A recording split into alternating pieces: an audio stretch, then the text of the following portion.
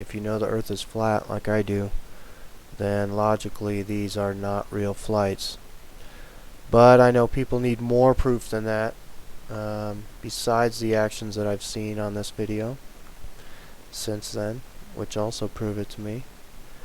But here's how we get real proof and expose it. Calling out to friends in the southern hemisphere. We need your help. Show up to these airports and look for the gate of these fake flights. And I bet you won't find one. And if you do find one, I bet there won't be a plane pulling up or any people lining up for it. Because they can fake these flights to a certain extent, but they can't fake it that far. So let's expose it. Let's expose fake flights and the flat Earth. The seatbelt sign is on! First, please make sure that your seatbelt is securely fastened. Seatbelts can be purchased for $5. To fasten, insert the metal fitting into the buckle and tighten the buckle by pulling the loose end away from you. To release, purchase a release flap for $7. Now I know what you're thinking. We've never paid for seatbelts before. Once we've reached our cruising altitude, your flight attendant may or may not go down the aisle with snacks. If she chooses to, each passenger will be given a single peanut. Alright, this is Expedia, and it's a Sydney to Santiago search. And I can show you that every single one of these options on this page, which is 15 or 16, is fake. So we know this one is fake. This one is the non-stop from Sydney to Santiago, Qantas 27. Sometimes it shows up in the search, sometimes it doesn't. This one is fake. It used to only be available 3 days a week. Now it's available, I think, 4 days a week, or so it says, but this one is fake. 12 hours and 40 minutes for that flight. Nope. You'd think after all these years someone would listen to you. Oh, well, airport management, the FAA, and the airlines. Oh, cheats and liars. All right, let's get out of here.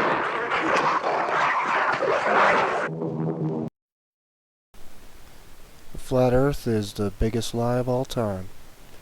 And they've kept it going for hundreds of years now. And the way they do that is with a lot of supporting lies. And one of the supporting lies has to be fake flights. And I can tell you right now that makes them nervous, because this exposes the flat Earth faster than they know it's about to be exposed. So how far would they go to make you believe that these non-stop flights are actually real? Well, this is how far they'll go. It was a colourful start for QF Flight 28 to Santiago, with Chilean dancers performing their national dance at Sydney Airport, giving passengers on the plane an exciting send-off for the 13-hour non-stop journey to this new Qantas destination. And guess who was there to meet them on arrival? Good morning. Yes, none other than John Travolta, the airline's ambassador at large in his pilot's uniform. Even workers on the ramp strained to get a look at the famous actor, who later spoke at a packed media conference. Two wonderful countries being able to come together with one flight, a non-stop flight from Sydney to Santiago. Simple trip. Do you see a plane out there, do you? Huh? We are not going anywhere until there is a plane out there. So that one is fake, and every single other one of these ones is fake also. Surely you can't be serious. I am serious, and don't call me Shirley. No matter what the first part does, because all these flights eventually take off from Auckland and go to Santiago, and that we've already shown is a fake flight. Do you see a plane out there, do you? Huh? We are not going anywhere until there is a plane out there. You can't do it. So, all you really need to see, this is that 11-hour, 20-minute flight for 6,000 miles, supposedly. But not on the flat Earth map. All you need to know is that this is the same flight that's going to Auckland, 4:15 to 12:35, and you can see that all of these flights end at 12:35, no matter what the stops. This one goes through Brisbane first, so is this one, Melbourne first, so those parts can be real. I'm saying the Auckland to Santiago portion is not real. And see, they're all, so all of these flights right here on this page are fake. So whatever happens, I'm sure you try to book one and it says, oh jeepers, nothing's available. Here's your next option to either Vancouver, San Francisco, or LA. It's an entirely different kind of flying, altogether. It's an entirely different kind of flying. Here's Flight 800. This is the one that I'm talking about, the Auckland, 6,000 miles, Auckland to Santiago. Supposedly leaving every single day. Now there's another flight. Flight 1316 wasn't in the first video. Now it's a new flight, supposedly. But I'll show you, they just copied this flight. So it's just another fake flight. You can look here. 4:15 departure time every single day of the week, so they both leave at the exact same time, except for this one. This one gets there in 10 hours and 15 minutes, and this one gets there in 11 hours and 20 minutes. Surely you can't be serious. I am serious, and don't call me Shirley. So yeah, this one, same jet, same seats, all that stuff. So now they're just getting sloppy. So now there's two fake ones, and you can see that Flight 27 didn't come up. We can close these up and I'll show you that there's no non-stop in this. So interesting. And here's your dead giveaway. The Auckland flights, these are the two fakes, 800 and 1316, 7,337 miles. Your next options, double.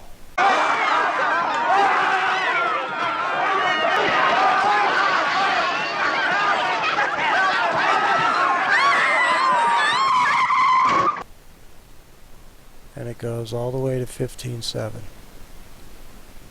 So you're either flying, there's one flight that takes you to San Francisco, then Houston, and then to Santiago.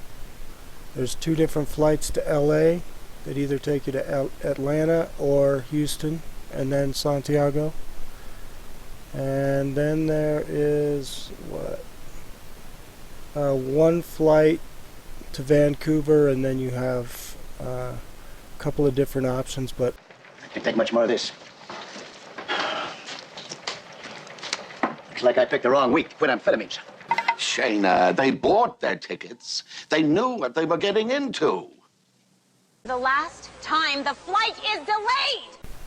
alright, here we are, Johannesburg to Perth, and I've opened up all the real flights, but we'll go over the fake ones. This one is real to Singapore, and here's the flat earth map that I used to map out the Johannesburg to Perth flights. And this flight right here from Johannesburg to Singapore to Perth, almost a straight line, and it's 7,800 miles.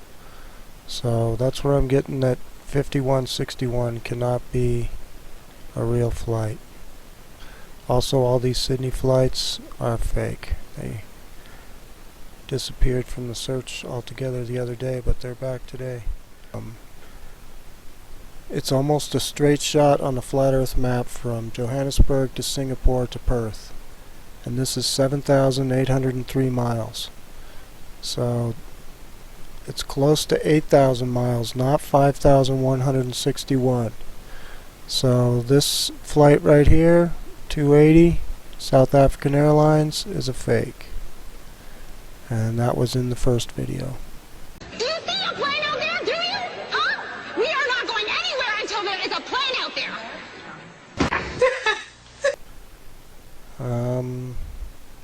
You'll see a lot of these QF64, Qantas 64. All of those are fake. Those are all to Sydney. The first flight is to Sydney, 6:10 p.m. You'll see all of them are leaving at this time.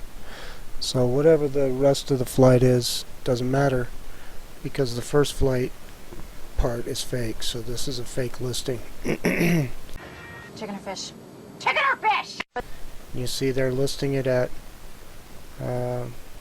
even the one stop, 88.82, which is only 1 mile less than the 2 stop. Amazing. But yeah, this flight to Dubai, real, and that is 9,597 miles. Johannesburg, Dubai, Perth. And this one is to Abu Dhabi International, and this one's real too. But all the QF64s are fake, because this first part of the flight, Qantas 64, 6,847 miles. It's a lot longer than that. And all the Sydney flights weren't even on the search the other day, about 2 or 3 days ago. Today they are. So, yep, there you have it. And you can see I'm not using any dates in this search, so that way it pulls up everything. And I'll show you. I've got everything checked over here, so any flight, any stop. These are all the different airports.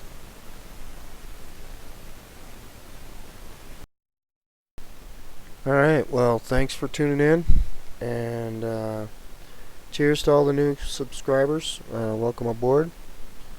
I kind of took a break there for a while. Chalked that up to partially summer finally hitting where I live, and also being a little overwhelmed by one video I made in particular. And now I must be a glutton for punishment making another. But along those lines, I'm not going to argue about anything really. You can do your own research to find out about the flat earth. There's a lot of great videos out there made by other folks, and that's how I learned about it.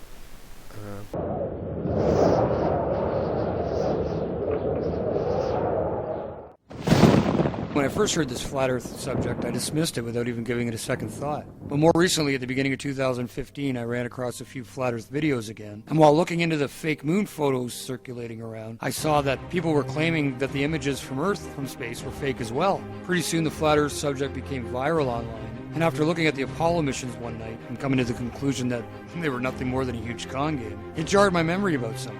And for a very specific reason, I decided to look deeply into the flat earth without just dismissing it blindly as so many do. Why did I look into it this time? Well, I do pray for knowledge and wisdom and discernment, but maybe the recent Apollo footage I watched helped. However, I live near a very large lake, Lake Ontario, and I happen to remember going to the beach as a kid and looking across the lake and seeing New York State coast off in the distance. I never ever thought anything about it ever, except I remember it being there when I went to the beach. Now, I've been to that beach 100 times over the years. And once this topic gained more prominence in early 2015, the first video I saw explained the curvature of the Earth and what it's supposed to be in inches per mile. And it resonated with me because I remember that I could see clear across the lake to the other coast, something that broke all the sphere Earth rules. So with NASA fakery on my mind and the memory of seeing this coastline that supposedly was too far below the horizon for me to be able to see it due to the curvature of the Earth, I re-examined the flat Earth theory. And as unbelievable as it seemed, it started to make a lot of sense, especially since I did distinctly remember being able to see that far coast basically anytime I was at my local beach. And as I've said, I've been there hundreds of times over the years. But even so, I went back to the beach recently and stood at the shore. I looked south, and guess what? I could see the New York State coastline just like I remember. Now, I googled the distance, and it was approximately 36 miles. I learned what the curvature of the Earth is supposed to be exactly at that distance, and according to the people that believe in the sphere, I found out that the coast should have been buried below my ability to see it by almost 900 feet. That part of the New York State coast had a top elevation of less than 300 feet, so that left at least a huge 600-foot discrepancy, and even more because I could see some of the height of the far shoreline.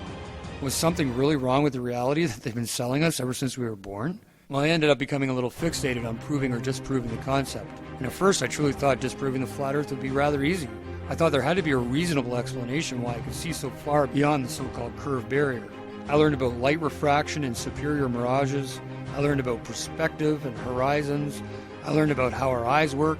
I viewed dozens of similar experiences on YouTube.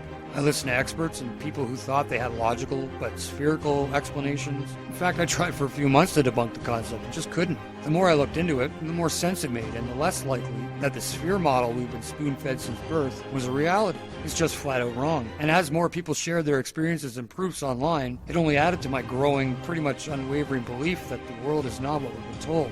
And learning about how our eyes work and how perspective work helps a lot with understanding sunrises and sunsets and ships disappearing hull first at sea and other supposed sphere Earth proofs. I can't say for certain what shape the Earth is or how big it is, or if there's an Antarctic ring or a barrier beyond it, or if it's an infinite plane. Maybe everything we theorize is not complete. There are so many possibilities that it blows the mind, and the flat Earth has no real complete standard model because it's all based on us finding out things for ourselves. We agree on the facts and certain basics, but the rest is only hypothetical even if it seemingly makes sense. And as the evidence mounts for both the flat Earth and against the sphere, I wanted to create a special place where folks can learn and share what they've learned with other supporters. Differences of opinion are certainly going to come forth and should be expressed openly. But remember that the goal of my videos and their corresponding threads is to provide the opportunity to use each of us to learn and grow in any area that any of us has a problem in. If there is a thing you can't understand, then ask. Someone will have an opinion and we can go from there. If you have a point to make against what is considered an accepted flat Earth fact, please provide any relevant links or supporting proofs or videos. I am currently under the impression that the entire space program, even low Earth orbit, and all that is there, is really just a sleight-of-hand trick by a group of illusionists that have swindled the public, the governments of the world, the media, and us into believing a lie. Everybody, a small group of corporations and cabals have almost complete control over the entire financial, educational, high-level governmental and media systems, leaving it up to real armchair scientists and normal people that can critically think and recreate experiments themselves to Whatever, I do what I want. Global resistance. Where's my motherfucking soldiers at? It's time to strap up and go to war, motherfucker. We're gonna bring it right to the motherfucking front line. It's like we're living in a cage with invisible walls. The wicked zeitgeist of life making grown men crawl on their knees begging please save us from the boogeymen funded by the CIA, funneled through Arabian banks like a shank to the neck. They hit you from the back, no sweat, hold check and watch us shake and take away your freedom. You really don't need them when you're tucked away safe and protected by FEMA. Man, you must be a dreamer like the great pretender. Ask the Second Amendment, why I'll never surrender, but I'll never plead the Fifth. When it comes to September, I'ma yell it from the roof and expose the agenda. It's time to wake up and open your eyes to the matrix. This is going out to the truthers and patriots, living free and dying hard, speaking through battle scars. Astronauts to the moon. 10, 9, ignition sequence start. 6, 5, 4, 3, 2, 1. Welcome to reality.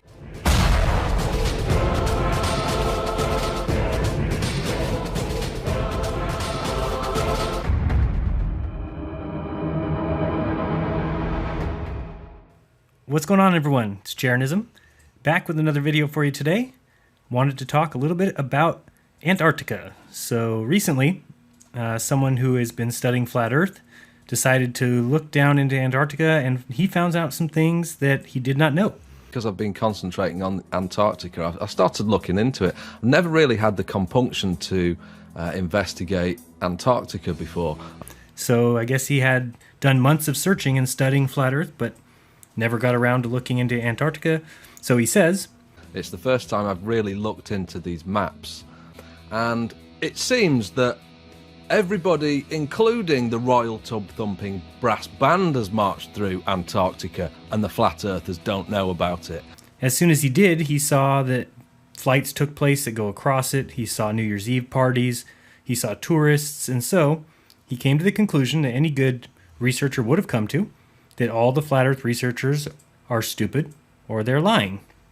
That's a good conclusion, huh, mate? Well, let me fill you in on a little research on Antarctica that I did.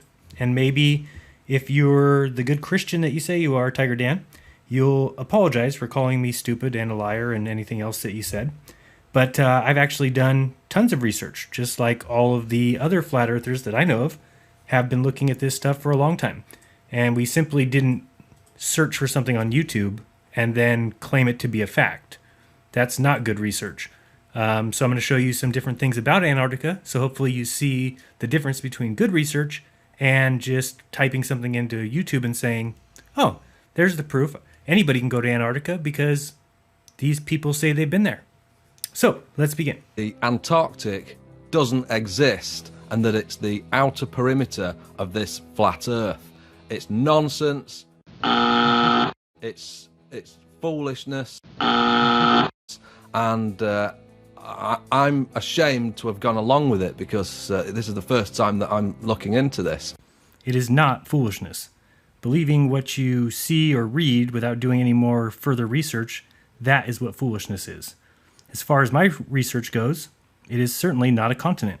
That is the conclusion you will come to if you only do basic research. A little in-depth research will reveal the truth, and that's why I'm here. So, first thing we should pay attention to, you'll notice that the planes have a peculiar thing missing: windows. So, when do you want to fly people to a certain location and not have them look out the windows unless you are fooling them about where they are flying? Let's look at the Mercator map on the screen now, the projection. What happens if you travel west from America? You'll pop out on the other side, correct? Over by Japan. Now, what happens if you travel north? Do you pop out the bottom? If you travel south, do you pop out the top? No, you don't. So, interesting little tidbit of information there. Keep that in your mind. The point that you made that I found concerning was you said that it must be a continent because people build huts there and the news goes there. And the news also went to San Bernardino, and that wasn't a real event. And the news also went to Sandy Hook. That wasn't a real event. And people can build huts anywhere. Why would they not be able to build them on the outer edge of the flat Earth? I don't understand your research or your line of reasoning, but let's move on and get into these cruises into Antarctica. First of all, you can see on the screen here that they all go to these ports only. So you'll see that that is a very small section of a gigantic continent where people would all assemble and all the little cruise ports would be there. So that's very interesting. And a lot of people like me have been working very hard to figure out what is going on in Antarctica. And so what I did was I wanted to go ahead and look into booking myself a little cruise. But what they don't do is patrol the entire Antarctica because anybody can go there. And what I find utterly stupid is the fact that there's literally tens of thousands of people moving over Antarctica every single week. So, the first thing I will do is show you why not everyone can go there. And the second thing is I don't usually call people liars, so I'm just going to ask for your evidence in claiming that tens of thousands of people fly across Antarctica every week. That's what you said. So, show me the proof of flying across Antarctica. If you look up any flight charts, they don't fly across the continent at all. So, show your evidence on that one. On the screen now, you'll see why not everyone can go to Antarctica. Because not everyone has between $40,000 and $75,000 for a 5 or 6 day trip. So, I'm on this site. It's called polarcruises.com.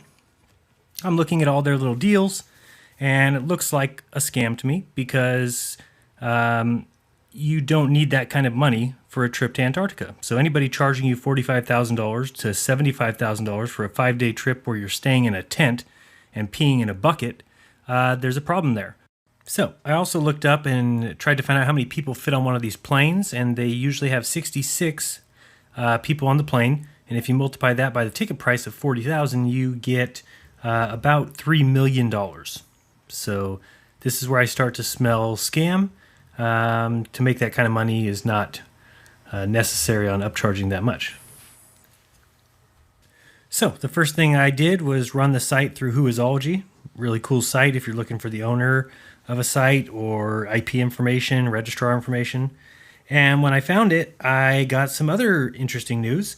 He owns over 150 other related domains besides polarcruises.com. In fact, look at all these. This travel agency or scam center have all the Antarctic and Arctic trips in their hands. You must go through them. So that was just more fuel to my fire.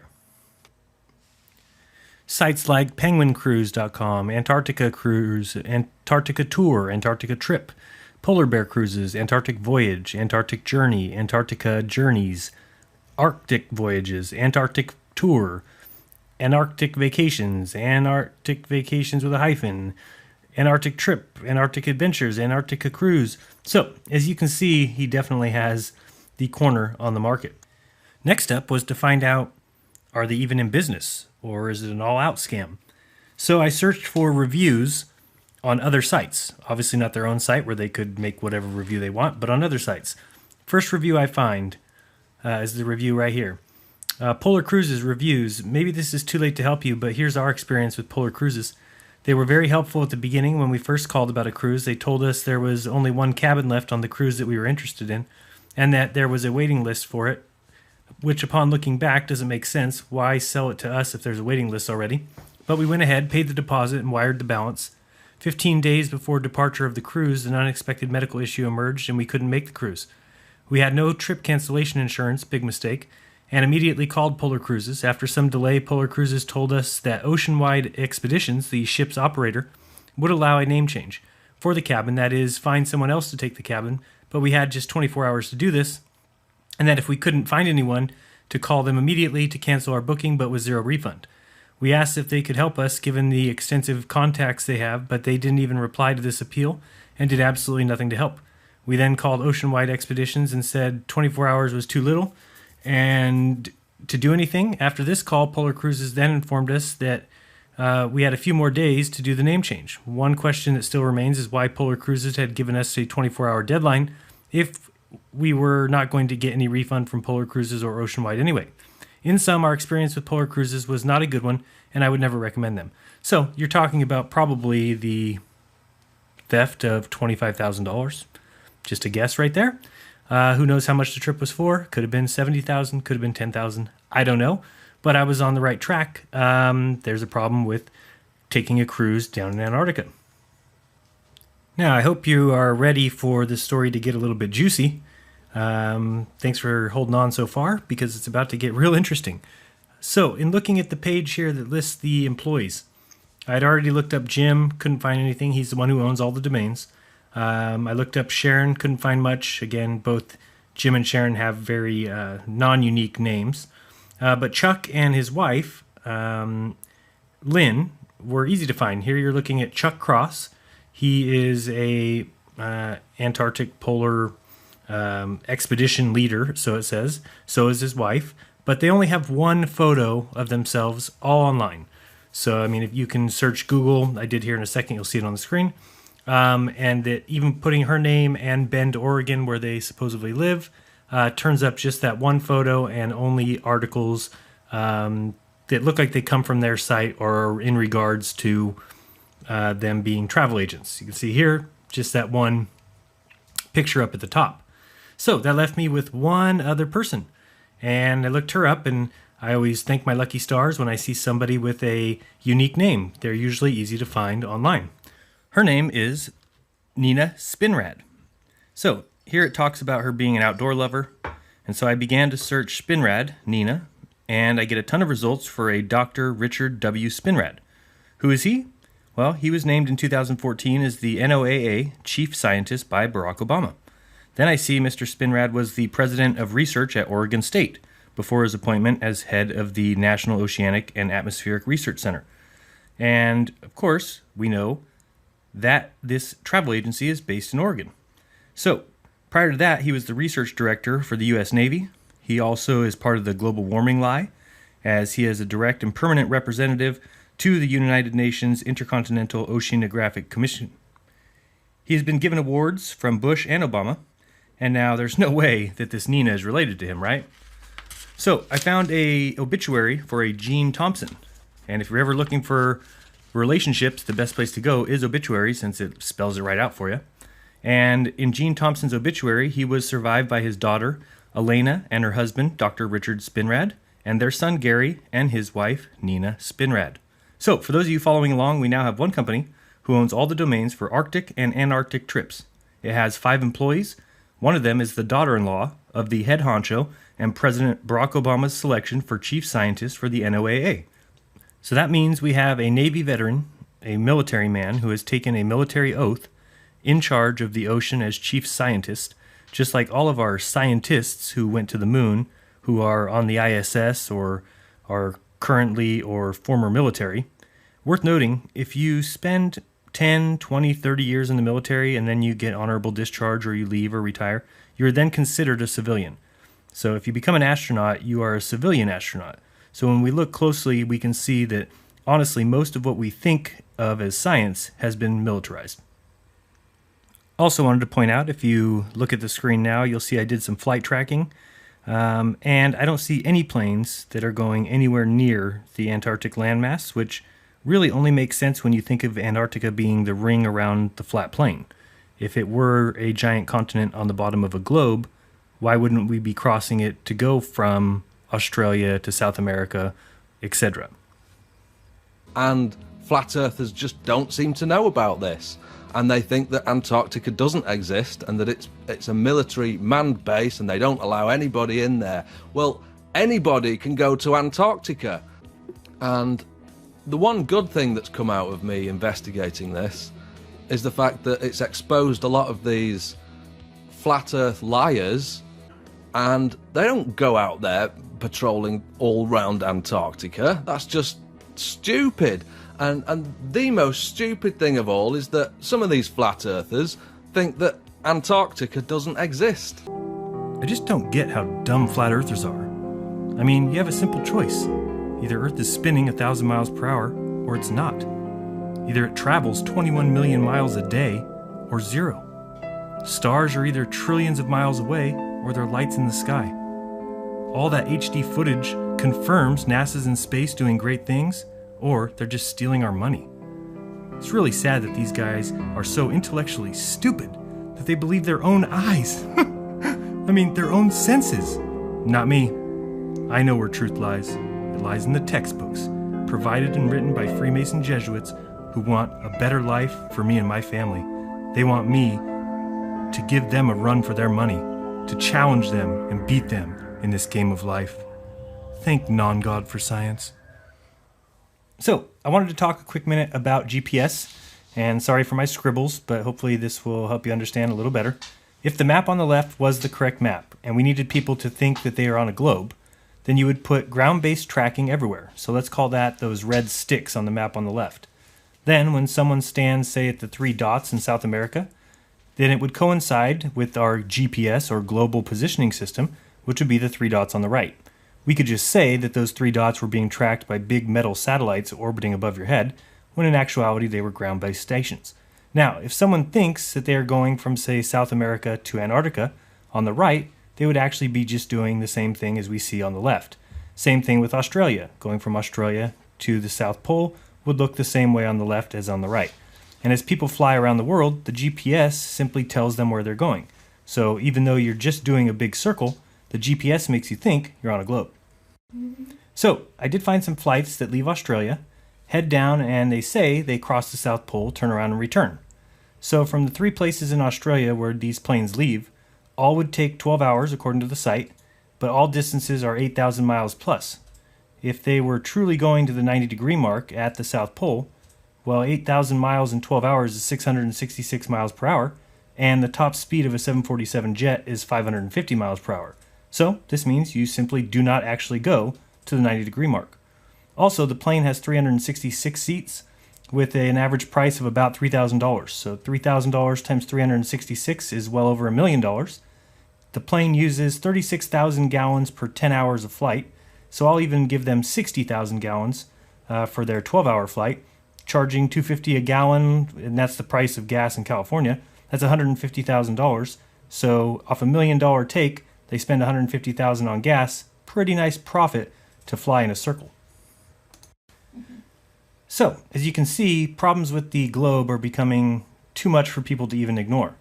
Let's look back at the midnight sun now. This is a big issue.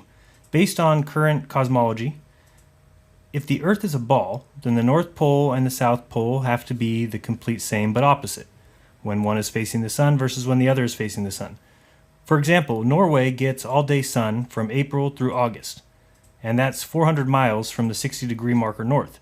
Well, if that's true, then if the Earth is a ball, the same areas opposite must be getting the same no sun in the south on the same days.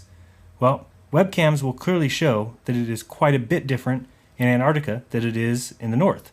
For instance, the north may get all-day sun, while the south is still getting a little bit of sun when they should be getting nothing but darkness. I'll show some webcams to prove this point.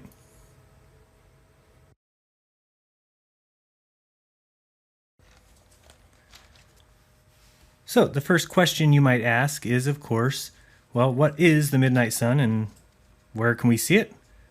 And if we take a look at the answers we get from Yahoo's Answers.com, which I'm sure has nothing but the truth, right? It says, what months is Antarctica in total darkness? And they answer, oh, Antarctica is in total darkness all of September, October, November, December, January, February, and most of March. Well, this person didn't realize that that is the summer for the South, and they're not in all darkness for those months. It's ridiculous. So we'll look a little bit lower where we get NASA's answer. We know NASA never lies to us. NASA says that Antarctica has 6 months of darkness and 6 months of summer, and that the sun only rises and sets one time a year.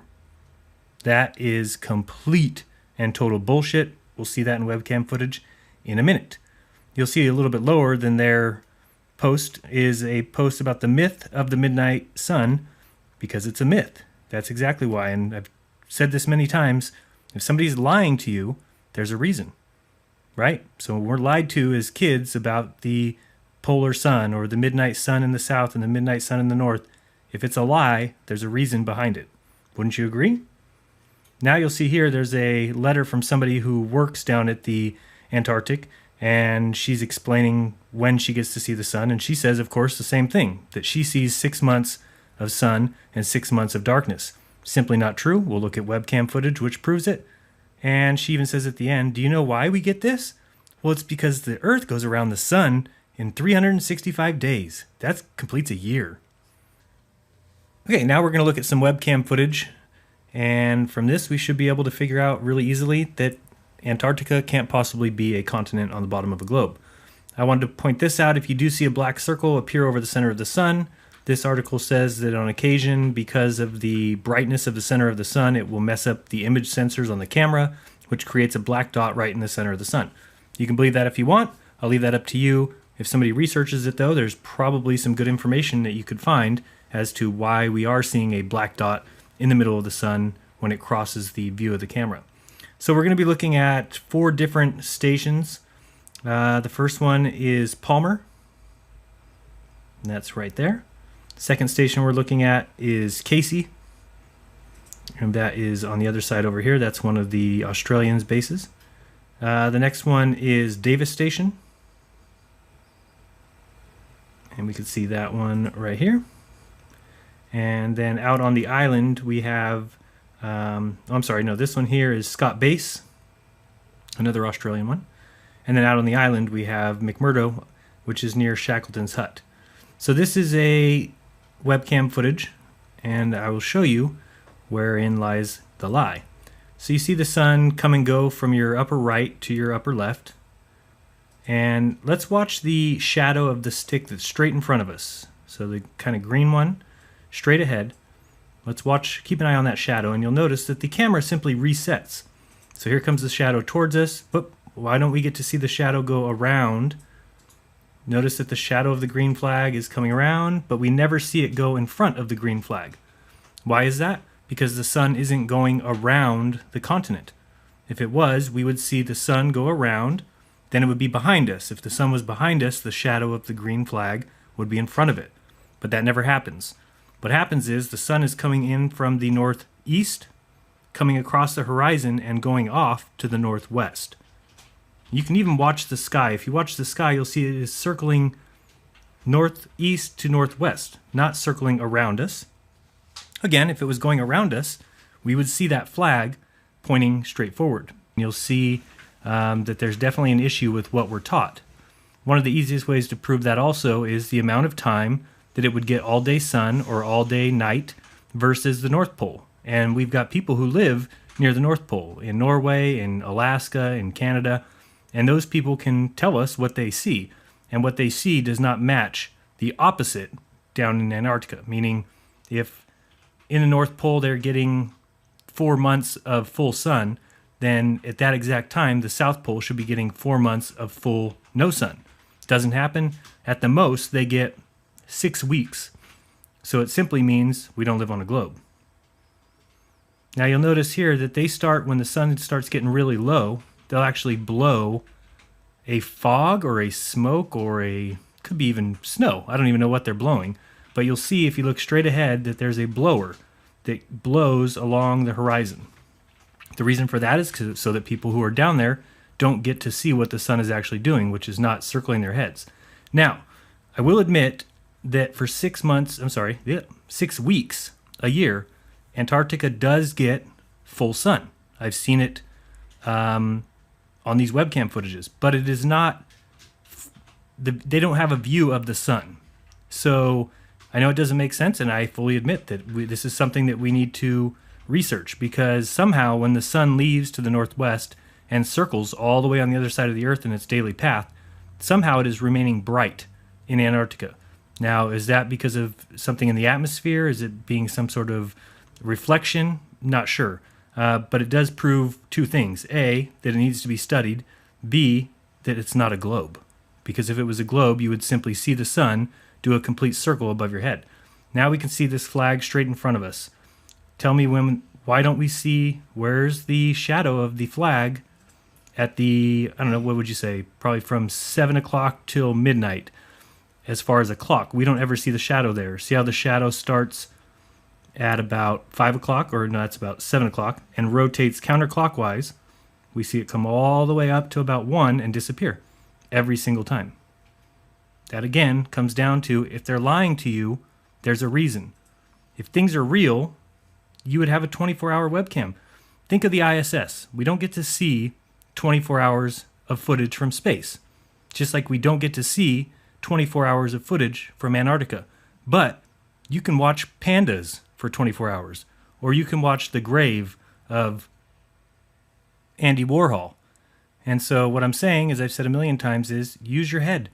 Why wouldn't they show you 24-hour footage from Antarctica? It's because it doesn't match what's in textbooks, because it's not true what's in textbooks, because it is not a continent on the bottom of a big ball, mostly because you can't live on a ball. There's a lot going for the flat Earth, yeah, absolutely.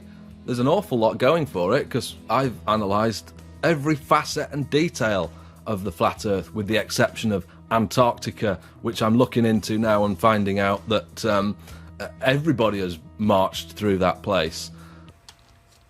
By everyone, what exactly do you mean? Like, everyone has been to Antarctica? Because it gets about 40,000 visitors a year, which I think is an extremely high number. But let's say they do get that many.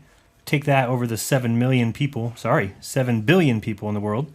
And the percentage of people that go to Antarctica is 0.0000058%. So you're right. Everyone has marched through that place. But you'd have thought that these people who are pushing the idea that Antarctica doesn't exist would have done basic research first. So, I have now shown you several reasons, Tiger Dan, as to why, once I had done the research, I believe that Antarctica is not a continent on the bottom of a globe. You called me a liar, you called me stupid, and so let's see if you can admit you were wrong, or continue making claims based on zero research and zero evidence. I'm willing to admit when I'm wrong about something.